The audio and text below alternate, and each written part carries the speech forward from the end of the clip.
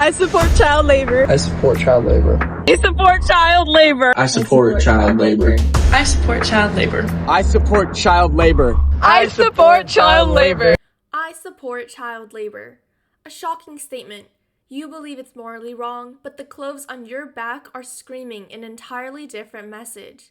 With social media platforms transforming the runway and what young teens wear for this month's trend, shopping has reached new heights with brands making new, cheaper, and affordable alternatives to reach young demographics. But where does the fashion end up after going out of style? After being bought by teens hoping to dress like their favorite icons, they get discarded away to the other side of the globe in countries like Africa, creating mountains of last month's most consumed pieces. To meet the demand of producing the latest trend from runway to consumers, materials such as conventionally grown cotton are produced to supply these needs. This cotton is one of the most water and pesticide demanding crops to grow, which affect the environment negatively. This problem is only enhanced due to the easy, cheap, and accessible fast fashion shops such as Shein and Temu, used by 88.8 million people, further contributing to the problem. Why have these brands been able to get away with this? The de minimis policy. This policy is heavily exploited within America, allowing foreign companies to ship massive quantities of cheap clothing that is environmentally harmful under an $800 threshold.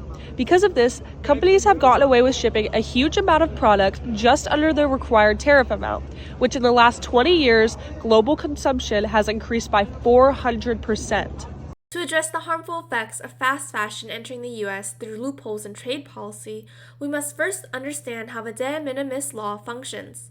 Currently, this law allows shipments valued under $800 to enter the country duty-free, which many overseas fast fashion companies exploit to avoid tariffs and flood the market with cheap, disposable clothing.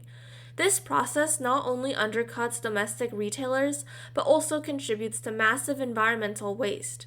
Our solution to this issue is to change our de minimis value to that of Canada's. By doing so, it minimizes environmental issues and threats to America.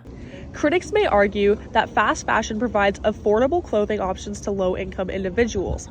While this is true, fast fashion is not the only route to budget-friendly trends. In just 1 hour, we found brands such as Lulu's, Brandy, Nike, Dickies, Salty Crew, Tommy Bahama, Quicksilver, Guess Jeans, Tommy Hilfiger, Lacoste, and much more at our local Savers.